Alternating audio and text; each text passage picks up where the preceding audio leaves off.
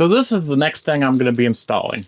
I bought this because I don't like having batteries or battery charge devices or anything that requires a battery in my RV. Because, you know how it's going to be. You're going to go out there one day, you're going to go camping.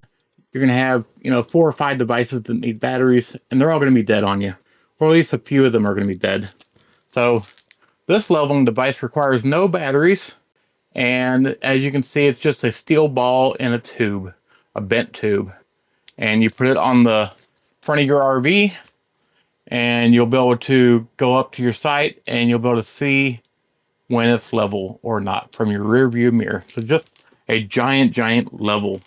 So let's install this and see if it works. So this is probably the quickest thing I've ever installed on the RV. Just 2 screws. It has 4, but you know how these RVs are. There's a piece of wood that goes across here and not on the bottom. So I just put 2 on there, going straight through the wood.